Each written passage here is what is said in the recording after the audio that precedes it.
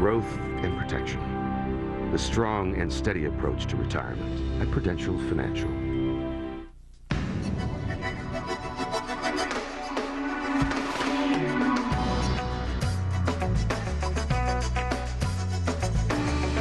Joining me now is Roya Hakakian, author of Journey from the Land of No, a girlhood caught in revolutionary Iran. It's the compelling memoir about coming of age as a Jewish teenager in Iran at the time of the Iranian Revolution. Roya, welcome. Very good to have you here. Delighted to be here. So, your book is wonderful. I loved it. Now, tell me what it was like to grow up at that time when the Shah was falling and the Ayatollah had not yet arrived. I've always looked back at it as the most wonderful, the most unforgettable period of my life. I think primarily because it was in that age that I, as a teenager, was searching, like all teenagers, for who it is that I wanted to become and what it is that I really believed in, separate from my family, and you know, what were my own convictions. And it was exactly then that I was introduced to this huge ideal that life can be better and that all of us as Iranians need to come together for a bigger aspiration, for something beyond us as individual beings. Now, what did you expect to happen when the Ayatollah came back? Because you know, there's a wonderful scene in your book where you're listening to the Ayatollah, who at that time is in exile still in Paris, and he's telling you all these passionate things about what he's going to do, and he tells you all that you should go up onto the roof of your houses at 9 o'clock at night and shout, Allah Akbar, God is great. I mean, it's fascinating. What did you expect to happen when he came back? Well, going by everything that he had said in 1977, in 1978, right prior to the revolution, we expected all good things to come because, first of all, he had said that he had no, he didn't have his eyes on becoming, on power. In other words, he just expected to come back to Iran, and once prisoners were free and freedom of speech had been restored and people had become, you know, we're living in a democracy, he would just go to Qom, which is the Vatican of Iran, and become a seminarian and just sort of go back to a life of studying the Quran all over again. Sort of like Sistani, for instance, in Iraq. Yes, exactly. Yeah. I mean, he had never, prior to the revolution, said that he wanted to become a political leader. So it seemed like we had at last arrived at this humble, unselfish political leader who just wanted to restore freedoms to Iran and thereafter wanted to leave matters in the hands of the pros, you know. So now, tell me what it was like. I mean, you describe it in your book very well, that gradual feeling that he wasn't going to be what he promised.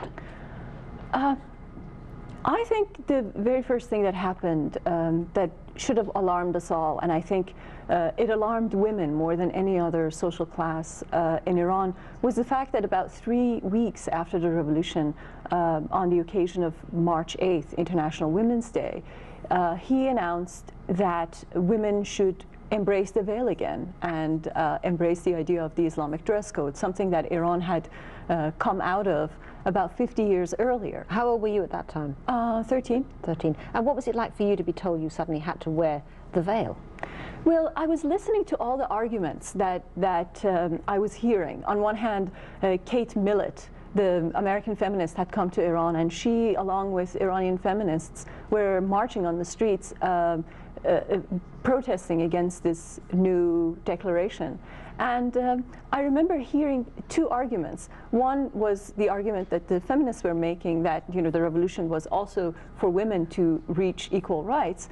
But the other argument was, can't women put their own demands and needs aside because we have a bigger, the revolution was about bigger things than just, you know, whether they put on the scarf or not.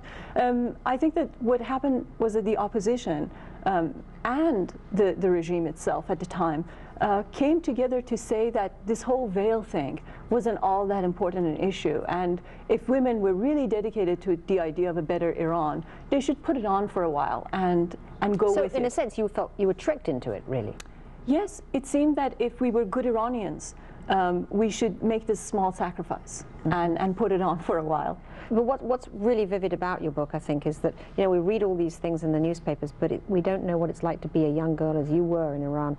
I mean, there's a wonderful scene when you come back from school and you find that your father has basically taken apart your room. Tell me about that.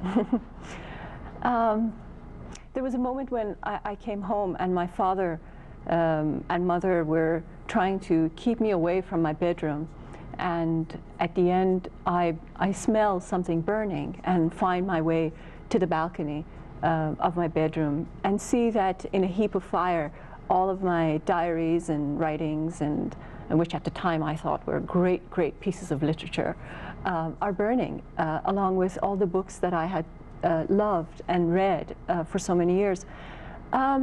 That's just inconceivable for an American teenager to even grasp what that would feel like. Was that for you a seminal moment that made you feel I have to leave?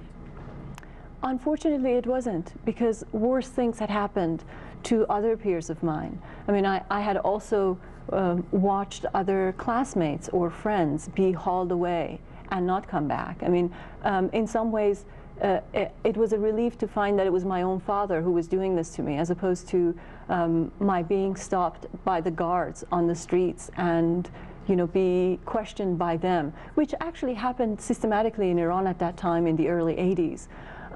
So as upsetting as it was better because it was my own family doing it to me, as opposed to the strangers on the streets who were always doing it to kids my age. And now, what do you hear now from your friends and family that you've left behind in Iran? What do they say is it like for women now? I think aside from what is going on with respect to opposition leaders and political party leaders in Iran, women as a social class are the biggest thorn in the side of this regime. That whether we, you know, the reformists accomplish whatever it is that they have set out to accomplish, women are consistently out there in the ways that they live, being a reminder to this regime that they have citizens who are discontented with the status quo in Iran. I mean, look at pictures that are coming out of Iran. You see women whose scarves are here, and you know, this is entirely against what they had wished to happen. They had wished that, you know, over the years women would really embrace the idea of the scarf and the veil and bring it forward, and you know, really just but you wrap see their faces in it. The wonderful sign of it slipping backwards. I mean, in many ways, women are the great hope for democracy in the Middle East. Absolutely. The great hope. I'm convinced. Thank you so much, Roya. I love the book, and I'm glad you came. And we'll be back with more right after this. Up next, behind the scenes at Ocean's 12.